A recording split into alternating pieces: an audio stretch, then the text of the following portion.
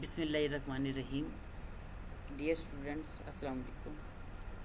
उम्मीद करता हूँ कि आप सब खैरियत से होंगे और ये भी उम्मीद करता हूँ कि आप मेरे इन लेक्चरों को जो मैं आप सबके सामने पेश कर रहा हूँ उनको अच्छे से आप इसको स्टडी कर रहे होंगे। तो डियर स्टूडेंट्स, हमारा जो टॉपिक चल रहा है वो है लैंड रेवेन्यू एक्ट 1967 का जनरल असेसमेंट, जो डील करता है सेक्शन 59 को। आज हमारा जो टॉपिक है वो है अंडर सेक्शन 68 जनरल असेसमेंट का, और आज आखिरी लेक्चर है हमारा असेसमेंट के ऊपर। तो लेक्चर को तमाम करने से पहले मैं थोड़ा सा ओवरव्यू देना चाहता हूँ कि हम इससे पहले क्या क्या पढ़ चुके हैं, ताकि सेक्शन 68 जो है वो आपको आसानी से समझ में आ जाए। तो सबसे पहले हमने सेक्शन 56 में देखा कि असेसमेंट क्या होती है और ये असेसमेंट ज़रूरी क्यों होती है। जाहिर सी बात है कि ज़मीन से कितनी आमदन होती है हम इसको असेस करते हैं। जब हम असेस ही नहीं करेंगे तो हमें पता कैसे चलेगा कि हमें किस ज़मीन से कितनी आमदन मौसूल हो रही है। यानी कि दूसरे लफ्ज़ों में ये कह ले, वैल्यू ऑफ द लैंड है ये असेसमेंट। जाहिर सी बात है कि हर डिस्ट्रिक्ट की वैल्यू चेंज होती रहती है। इसे हम सादा लफ्ज़ों में औसत बै भी कहते हैं। यानी हम अगर देखना चाहते हैं कि शहरी ज़मीन की मालियत कितनी है और सकनी ज़मीन की मालियत कितनी है, तो इसको कैलकुलेट करने के लिए जो कम से कम फ़रोख्त होती है या ज़्यादा से ज़्यादा जो फ़रोख्त होती है, तो दोनों की एवरेज निकाल कर उस इलाके की बेह तयन कर दी जाती है। और बै से मुराद फ़रोख्त होता है, ये आप जानते हैं अच्छे से। तो जब सब ज़मीन फ़रोख्त होती है तो गवर्नमेंट जो टैक्स वसूल करती है उस औसत बै के लिहाज से ही उसको वसूल करती है। तो ये था जनाब असेसमेंट अंडर सेक्शन 56। और 56 में एक उसने बात और की थी कि आखिर जो ये असेसमेंट है वो क्या होगी।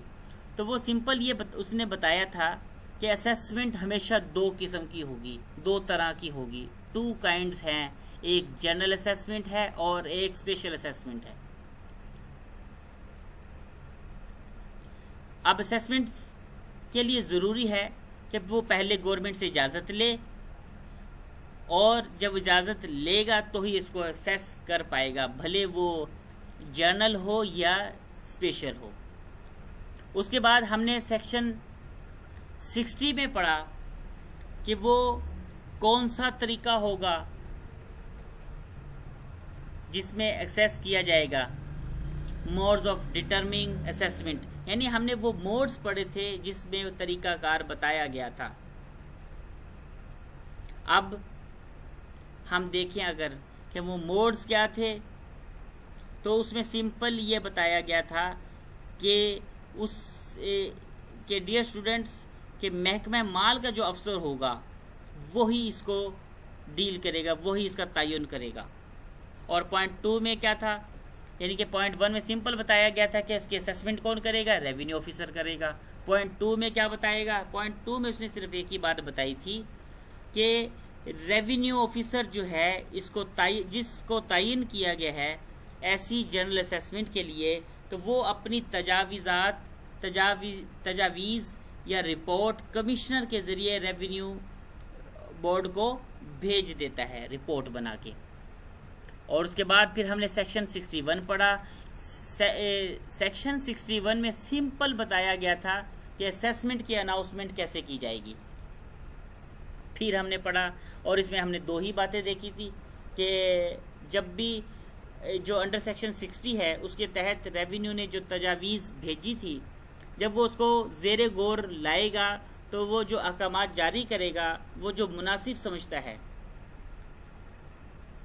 और पॉइंट 2 में जो हमने देखा था, पॉइंट 2 में उसने सिर्फ यही बात बताई थी कि जब ये हदायत रिसीव हो जाएंगी तो वो हर उस जायदाद के लिए अलग अलग अहकामात जारी कर देगा जिसकी असेसमेंट करनी मकसूद होगी, और ये अहकामात उन कवानीन के मुताबिक होंगे जो गवर्नमेंट ने वक्तन वक्तन बनाए होंगे। अब पॉइंट 2 में क्या बताया था जी? अब उसमें सिर्फ यही बात है कि जिस दिन अनाउंस करेगा उसी दिन वो बताएगा कि कब ये इन्फोर्सेबल होगा। अब पॉइंट 3 में आ जाइए। पॉइंट 3 में हमने सिर्फ ये पढ़ा था कि असेसमेंट जब भी असेसमेंट की जाएगी तो वो एक सर्कल में की जाएगी, यानी जाहिर सी बात है तहसील जहानिया है, तहसील बिहाड़ी है, तहसील डिस्ट्रिक्ट है, हर एक की औसत मुख्तलिफ होगी। इसी तरह वो पूरे सर्कल को अनाउंस कर देगा और सर्कल पर वो अमल पजीर भी होगी। वो एक प्रीवियस जो असेसमेंट होती है इस पर 1/4 लगेगा, हमने पहले डिस्कस किया था, या 1/2 लगेगा। उसके बाद हमने पॉइंट 4 में पढ़ा कि कैलकुलेशन का ये जो फार्मूला है इस ज़मीन पर लागू नहीं होगा जो पहले असेसमेंट नहीं होगी, जिसकी असेसमेंट पहले नहीं की गई होगी। अब हम आगे बढ़ते हैं सेक्शन 62 में।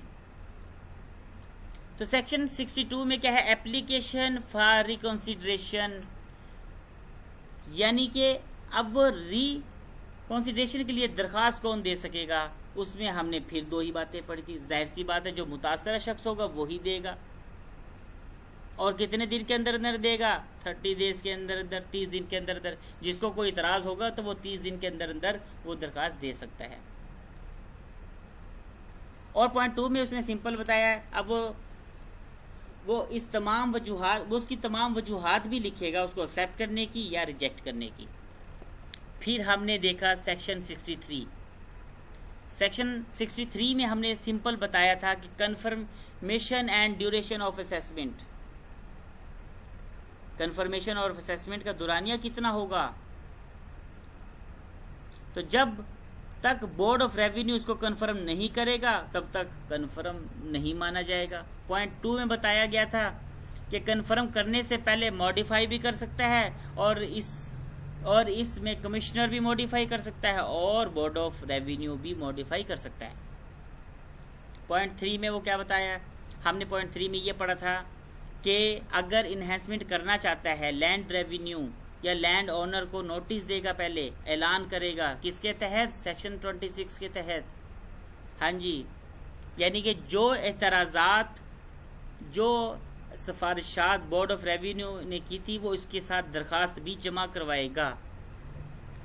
सिंपल, वो एतराज़ात जो मालिक ने उठाए थे, जो इसके सामने पिटीशन दायर की गई थी इजाफे की, तो वो तमाम तर सबूत दरख्वास्त के साथ जमा करवाएगा। अब अगर हम बात करें सेक्शन 64 की, तो सिंपल हमने बताया था कि ड्यूरेशन ऑफ असेसमेंट, असेसमेंट का दुरानिया कितना होगा। तो इसमें पहले में बताया गया था कि बोर्ड ऑफ रेवेन्यू ही तयन करेगा कि कितने अरसे तक असेसमेंट रहेगी। और पॉइंट 2 में हमने बताया था कि पीरियड फिक्स जो होगा वो 25 साल का है। उसके बाद हमने सेक्शन पढ़ा 65। 65 में क्या था? 65 में सिर्फ ये बताया गया था कि जो असेसमेंट की गई है वो तब तक रहेगी जब तक नई असेसमेंट नहीं होती। अब जब तक असेसमेंट नई नहीं होगी वो तब तक नाफिजुल अमल रहेगी। उसके बाद हमने सेक्शन 66 पढ़ा। वो क्या था जी? सेक्शन 66 है refusal to be liable for assessment and consequence thereof, कि अगर कोई शख्स असेसमेंट को मानने से इनकार करता है तो उसके नताइज क्या निकलेंगे। हमने उसको डिस्कस किया था 2 पॉइंट्स में कि अगर कोई बंदा उसको मानने से इनकार करता है तो उसके नताइज ये निकलेंगे कि वो 90 दिन के अंदर अंदर लैंड ओनर को या कोई और मालिक इसको आगाह करेगा कि हम इसको मानने से इनकार करते हैं। और पॉइंट 2 में क्या बताया गया था? पॉइंट 2 में सिंपल यही बताया गया था कि कलेक्टर जो है वो इसको डील करेगा और इससे ज़मीन अपने कब्जे में ले लेगा। साथ ही वो ये भी कहेगा कि इनके ऊपर जो मालिया है, जो कुछ भी उन्होंने देना है, उनको अनल करके, सिफर करके वो ज़मीन को अपने कब्जे में ले लेगा और वो जो भी डिस्पोज ऑफ करेगा वो कलेक्टर ही करेगा। पॉइंट 3 में हमने क्या पढ़ा था? पॉइंट 3 में सिंपल ये पढ़ा था कि जब गवर्नमेंट अपनी तहवील में ले लेती है तो लैंड ओनर जो है उसकी नेट इनकम का 25% और 75% लेने का हकदार होता है। और इनकम जो गवर्नमेंट ने असेस की होती है तो वो क्या है, सादा लफ्ज़ों में अगर हम बात करें तो वो असेसमेंट जो इसके ऊपर रेवेन्यू असेस की गई थी वो देने से अगर इनकार करता है तो इसको अनल करने के लिए गवर्नमेंट उसको अपने कब्जे में ले लेती है। तो ऐसी सूरत हाल में वो इसको आधी इनकम जो इसने तयन की थी उसमें से आधी इनकम लैंड ओनर को दे देगा जो इसका वो हकदार था। अब अगर हम बात करें सेक्शन 67 की तो उसमें हमने क्या पढ़ा था जी? उसमें हमने सिंपल ये पढ़ा था कि स्टेट की जो असेसमेंट होती है उसकी जो तकसीम है वो सब पे बराबर होगी, उसके ऊपर जितने भी होल्डिंग्स होंगे। तो पहले पॉइंट में बताया गया था कि उसकी होल्डिंग पे बराबर तकसीम होगी। और दूसरी बात इसमें बताई गई है कि जो पहली इंस्टॉलमेंट फिक्स की जाएगी जो उनके ऊपर ड्यू है वो पहले उसको अनाउंस कर दिया जाएगा 1 महीने से पहले। यानी कि हम ये कह लें कि जब एक फिक्स्ड इसके ऊपर असेसमेंट की गई है तो जितने भी होल्डिंग इसके ऊपर डिस्ट्रीब्यूट करेगा, जिस दिन फर्स्ट इंस्टॉलमेंट ड्यू होगी इससे पहले वो सब होल्डिंग पर डिस्ट्रीब्यूट कर देगा कि किसको कितनी इंस्टॉलमेंट देनी है या जिसके ऊपर वाजिबुल अदा है जो वो पे करेगा उसी हिस्से में इंस्टॉलमेंट आएगी उसी को, और उसकी वो अनाउंसमेंट भी कर देगा। पॉइंट 2 में बताया गया था कि अगर कोई रिकॉर्ड रिवाइज किया जाएगा तो उसको पब्लिश भी किया जाएगा। जब पब्लिश किया जाएगा तो उसको कौन करेगा? वो कलेक्टर किसी भी टाइम कर सकता है। पॉइंट 3 में हमने देखा था कि वो कटाई से कटाई तक के मौसम पर भी कर सकता है और 2 साल में भी कर सकता है। लैंड रेवेन्यू ड्यू जो है इस पर वो 1 माह पहले कार्रवाई को मुकम्मिल कर लेगा।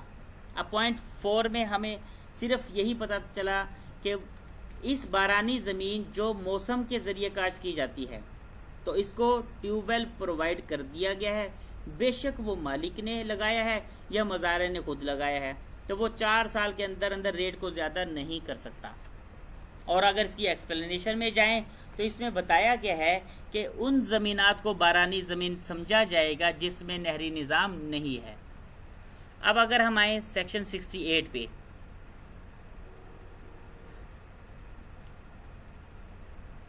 तो आज हमारा जो सेक्शन है वो 68 ही है। Application for amendment of the distribution of an assessment. जो असेसमेंट की तकसीम इसने की है जो होल्डिंग पर की थी तो उसमें अगर कोई तब्दीली है तो उसकी एप्लीकेशन कौन देगा या उसका तरीक़ेकार क्या होगा? फिर समझिए, सेक्शन 68 जो है वो है application for amendment of the distribution of an assessment. जो असेसमेंट की तकसीम इसने की है जो होल्डिंग पर की थी तो उसमें अगर कोई तब्दीली है तो उसकी एप्लीकेशन। अब वो कैसे होगी, किस तरह अफेक्टेड होगी, अब हम इसको ज़रा मुलाहिज़ा फरमाते हैं। तो पॉइंट 1 में वो सिंपल ये कहता है कि any person affected by a record under subsection 1 और सबसेक्शन 3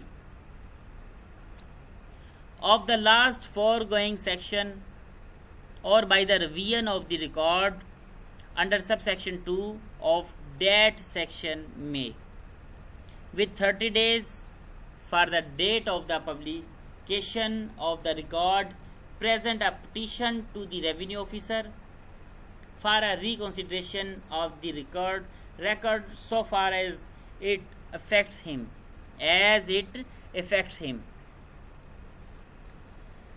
अब डियर स्टूडेंट्स, इस पॉइंट में सिर्फ सादा लफ्ज़ों में मैं ये कहना चाहूँगा कि उन सब सेक्शन में जो भी मुतासरा शख्स है वो 1 महीने के अंदर अंदर दरख्वास्त दे सकता है। यानी कि जो भी इन तमाम सब सेक्शन में आते हैं मुतासरा शख्स, वो विदिन 1 मंथ एप्लीकेशन दे सकते हैं। यानी अगर किसी शख्स को कोई इतराज़ है, रिकॉर्ड में पब्लिश होने के 30 दिन के अंदर अंदर वो दरख्वास्त दे सकता है। दोबारा फिर सुनिए कि अगर इन तमाम सब सेक्शन में जो मुतासरा शख्स है वो 1 महीने के अंदर अंदर दरख्वास्त दे सकता है। यानी अगर कोई शख्स किसी को इतराज़ है तो वो रिकॉर्ड पब्लिश होने के 30 दिन के अंदर अंदर उसको दरख्वास्त दे सकता है। पॉइंट 2 में आइए। पॉइंट 2 में वो ये कहना चाहता है, the order passed by the revenue officer on the petition shall set forth his reason for granting or refusing it. Point number 2 में वो ये बताता है कि वो वजूहात भी लिखेगा तब्दीली करने की या ना करने की। यानी कि अगर तो वो अमेंडमेंट कर रहा है तो वो उसकी वजूहात लिखेगा, अगर वो नहीं कर रहा है तो भी वो वजूहात लिखेगा। क्लियर? यानी कि इस सेक्शन में वो सिर्फ 2 ही बातें करता है। नंबर 1, अगर कोई मुतासरा शख्स है या जिसको एतराज़ है वो रिकॉर्ड के पब्लिश होने के 30 दिन के अंदर अंदर दरख्वास्त दे सकता है, और जब दरख्वास्त दे दी जाएगी तो डेफिनेटली उसको वजूहात भी बतानी होगी उस ऑर्डर में। वो जाहिर सी बात है कि वो दरख्वास्त के नतीजे में जो अमेंडमेंट की गई है, जाहिर सी बात है कि वो ऑर्डर पास करेगा तो या अमेंडमेंट हो जाएगी या नहीं होगी। हर एक की वजूहात वो ज़रूर लिखेगा। अब आइए सेक्शन 69 की तरफ। ये जनरल असेसमेंट का आखिरी सेक्शन है, सेक्शन 69। प्यारे बच्चों, इससे पहले एक छोटी सी बात मैं आपको डिस्कस करना चाहूँगा कि खामोशी 2 तरह की होती है। एक वो खामोशी जो आप खुद से खामोश हो जाते हैं, बैठे हुए थे आप, अचानक से खामोश हो गए। और एक खामोशी ये है कि अगर कोई बोल रहा है तो आप क्या है जी, उसको खामोश होके उसको तवज्जो से सुन रहे होते हैं। तो ये तवज्जो से सुनना इस बात की दलील है कि आप उस बात को समझ रहे हैं। तो बच्चों, किसी भी बात को समझने के लिए खामोशी का होना बहुत ज़रूरी है। अब ये खामोशी वो खामोशी नहीं होनी चाहिए कि यार ये 24 घंटे चुप ही रहता है, ये बोलता ही नहीं है, कुछ इशारा ही करता है। तो ये वो खामोशी की बात नहीं हो रही। इस खामोशी से मुराद वो खामोशी है कि आप बिल्कुल तवज्जो के साथ, खामोशी के साथ सुनिए, ताकि बात को आप अपने दिमाग में आसानी से उतार सकें। तो बच्चों, सेक्शन 69 जो है, appeals from order under section 62 and 68। अब क्या है जी, सिंपल सी बात है कि अब जब इसमें वजूहात लिख दी जाएंगी उस ऑर्डर में, तो उसके अगेंस्ट अपील कहाँ होगी, ये सवाल पैदा होता है।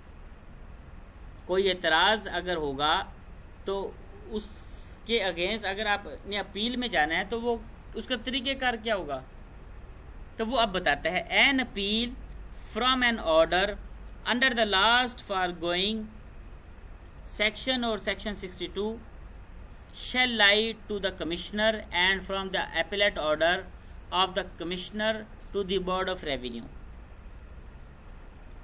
अब क्या वो कहना चाहता है सेक्शन 69 में?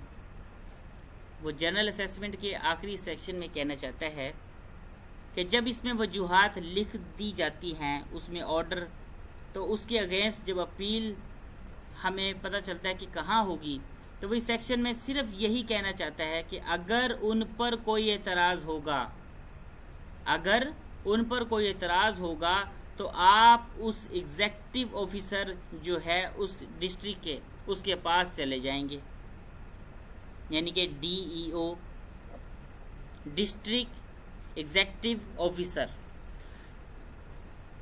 या अगर उसके बात पर भी कोई एतराज़ हो, उसके अगेंस्ट, यानी आप अपील में जाना चाहते हो, तो फिर आपके पास जो आखिरी स्टेप है वो है बोर्ड ऑफ रेवेन्यू का। तो फिर आप कहाँ जाएंगे? बोर्ड ऑफ रेवेन्यू में जाएंगे। सिंपल उसने क्या बात की, उसमें वो सिर्फ एक ही बात कहता है कि जब भी आप अपील में जाएंगे तो सबसे पहले किधर जाना है आपने? डिस्ट्रिक्ट एग्जेक्टिव ऑफिसर के पास। और अगर आपको उस पर भी एतराज़ है तो फिर आपके पास जो आखिरी स्टेप बचता है वो क्या है? बोर्ड ऑफ रेवेन्यू का। बोर्ड ऑफ रेवेन्यू में फिर आप चले जाएंगे। तो ये सेक्शन हमारा यहाँ पे वाइंड अप हुआ। अब हम बात करेंगे स्पेशल असेसमेंट की। ये स्पेशल असेसमेंट क्या है? ये सेक्शन डील करेगा 70। सेक्शन 70 बताएगा कि स्पेशल असेसमेंट क्या होती है। तो डियर स्टूडेंट्स, स्पेशल असेसमेंट को पढ़ने के लिए हम इसको मुलाहिज़ा फरमाते हैं। Notwithstanding the provisions of section 64 and 65, special assessment may be made by revenue officer in the following case, namely, अभी सेक्शन में बताया गया है कि आखिर स्पेशल असेसमेंट कब की जाएगी। तो वो कुछ अहम नकात बता दिए गए हैं जो नीचे अब आप समाअत फरमाएंगे। नंबर 1 पे है, when it is proposed to change the form of assessment when land are sold, lease or granted by government. यानी जब असेसमेंट का फॉर्म जो है उसे तब्दील कर दिया जाए तो क्या है? स्पेशल असेसमेंट होगी। बात समझ आ रही है आपको? यानी कि जब असेसमेंट का फॉर्म जो है उसको तब्दील कर दिया जाए तो स्पेशल असेसमेंट होगी, या जमीन को बेच दिया जाए या गवर्नमेंट इसको किराया पर ले ले तो इस पर स्पेशल असेसमेंट की जाती है। When the assessment of any land has been annulled or the landowner has refused to be liable therefore, and the term for which the land was to be managed by the collector or his agent or let in farm has expired. अब point 3 में वो क्या कहते हैं, जरा गौर से देखिए कि अगर इसमें किसी मालिक ने उसे अनल कर दिया हो कि मैं नहीं देता या देने से इनकार कर देता है, तो क्या है जी, हमने पहले पढ़ा था कि गवर्नमेंट अपने कब्जे में ले लेगी। उसे पहले हम पढ़ चुके थे, कमिश्नर लेता था अपने कब्जे में। यहाँ क्या है जी, गवर्नमेंट अपने कब्जे में ले लेगी और इस पर फिर आप गवर्नमेंट ने जो एजेंट के थ्रू ली होगी जमीन, या जितना अरसा उसके कंट्रोल में रही होगी, स्पेशल असेसमेंट कर ली जाएगी। जाहिर सी बात है, जब जमीन ही बेच ली है या उसने खरीद लिया है या उसने कंट्रोल कर लिया है तो उसको दोबारा से रीअसेस किया जाएगा। तो वो जो रीअसेस होगा वो स्पेशल असेसमेंट की जाएगी। और या फिर जो असेसमेंट एक्सपायर हो जाएगी तो तब भी हम स्पेशल असेसमेंट करेंगे। अब नेक्स्ट क्या है जी, when assessment of land revenue require revision in consequence of the action of water और सैंड और द क्लाइमेटी ऑफ सीजन और फॉरम एनी अदर काज। इसमें सिंपल वो यही बताता है कि कोई भी ऐसी तब्दीली आ जाए, ख्वाह वो मौसम की तब्दीली हो या पानी की तब्दीली हो, कोई भी ऐसा चक्कर आ जाए तो इसमें स्पेशल असेसमेंट की ज़रूरत होती है। अब नेक्स्ट पॉइंट पे आते हैं। नेक्स्ट पॉइंट पे वो बताता है कि when revenue due to the government on account of pasture और other natural products of land और on account of mills, factories or natural products of water or on account of other rights described in section 49 or section 50 has not been included in an assessment made under the foregoing provision of this chapter। वो simple वही बात दोबारा से दोहरा रहा है कि government की तरफ से कोई कुदरती तब्दीली आ जाए, ज़मीन बढ़ जाए या उसमें कोई नहरी मसला आ जाए, कोई भी इसमें नई तब्दीली आ जाती है, तो इन हालात में भी स्पेशल असेसमेंट की जाएगी। भले वो उसमें मिल्स आ जाएं या पानी में कोई प्रोडक्ट आ जाए या किसी इलाके को गवर्नमेंट सनती जोन करार दे दे, तो इसमें आखिर में वो यही कहता है कि सेक्शन 49 और 50 में हमने जो कुछ बताया है, इसमें कोई भी सूरत हाल पैदा होगी तो इस सूरत हाल में स्पेशल असेसमेंट की जाएगी। अब लास्ट में वो क्या कहते हैं, अब वो कहता है when waste and barren land कहते हैं बंजर जमीन को, becomes liable to the payment of land revenue, the Board of Revenue may confirm any assessment made under these sections. Section 3. The foregoing provisions of this chapter with respect to general assessment shall, subject to such modification thereof as the Board of Revenue may prescribe by executive instruction issued under the provision of Section 73, regulate the procedure of revenue officer making special assessment। अब क्या बताता है जी वो इसमें, वो simple यही बताना चाहता है कि जब वो बारानी इलाके में जो है यानी बंजर जमीन जो है उनको लाइबल कर दिया जाए कि वो लैंड रेवेन्यू देंगे, तो फिर उसके ऊपर स्पेशल असेसमेंट की जाएगी। यानी कि इस सेक्शन के तहत जो भी असेसमेंट होगी उसे बोर्ड ऑफ रेवेन्यू कन्फर्म कर देगा, और जब बोर्ड ऑफ रेवेन्यू कन्फर्म कर देगा तो वो जो प्रोसीजर है असेसमेंट का इसको रेगुलेट बोर्ड ऑफ रेवेन्यू कर देगा। तो डियर स्टूडेंट्स, ये है स्पेशल असेसमेंट जो डील कर रही थी सेक्शन 70 को। उम्मीद करता हूं कि आप ये जो सेक्शन हम डिस्कस कर चुके हैं आप अच्छे से समझ चुके होंगे, और अगर फिर भी आपको कोई बात पूछनी हो आप मुझे कमेंट्स कर सकते हैं, आप मुझे यूट्यूब पे आप मुझसे क्वेश्चनिंग कर सकते हैं। कोई पॉइंट आपको समझ में ना आ रहा हो आप मुझसे वो बार बार पूछ सकते हैं। पूछेंगे तो आप बात को ज़्यादा से ज़्यादा समझेंगे, क्योंकि क्वेश्चन करना इटसेल्फ एक आधा नॉलेज है। अगर आप क्वेश्चनिंग ही नहीं करेंगे तो फिर आगे से जवाब क्या आएगा। तो क्वेश्चन करना एक अच्छी बात है। ये ज़रूरी नहीं है कि भी आप क्वेश्चन करेंगे टीचर चिढ़ेंगे कि लो जी आप क्वेश्चन क्यों कर रहे हैं। क्वेश्चन आपका राइट है, तो आप जब तक पूछिए जब तक कॉन्सेप्ट आपका क्लियर नहीं हो जाता। खैर, मैंने पूरी कोशिश की है कि आपको जो असेसमेंट है वो आपको समझ में आ जाए, इसीलिए मैंने हर टॉपिक को अलहदा से और ऐसा ऐसा से कंप्लीट किया है ताकि आप हर सेक्शन की जो सेंस है उसको आसानी से समझ सकें। तो उम्मीद करता हूँ कि आपको अच्छे से समझ आ गई होगी। तो नेक्स्ट हमारा जो टॉपिक होगा जो हम इंशाल्लाह नेक्स्ट वीडियो में डिस्कस करेंगे वो होगा पार्टीशन का। ये पार्टीशन क्या होती है, क्यों ज़रूरी होती है। आपने अक्सर देखा होगा जी उसकी ज़मीन की तकसीम, ज़मीन होगी तो तकसीम भी होगी, तो उस तकसीम का कोई फिर तरीक़ेकार भी होगा, जो तरीक़ेकार होगा तो उसके ऊपर कोई अमल दरामद भी होगा। तो इसी तरह हम इंशाल्लाह नेक्स्ट वीडियो में पार्टीशन को इंशाल्लाह डिस्कस करेंगे। हम देखेंगे कि वो किस सेक्शन के तहत पार्टीशन उसको किया जाता है, तकसीम किया जाता है। तो बच्चों, अब उम्मीद करता हूँ कि आप इंशाल्लाह अच्छी प्रोग्रेस देंगे और जो असाइनमेंट्स और जो प्रेजेंटेशन आपके ज़िम्मे लगाई जा रही हैं वो आप फिल फॉर मुझे सबमिट करवाएंगे। और आप अपना ख्याल रखिएगा। अल्लाह हाफिज़। हमेशा दुआ में याद रखिएगा। अल्लाह हाफिज़।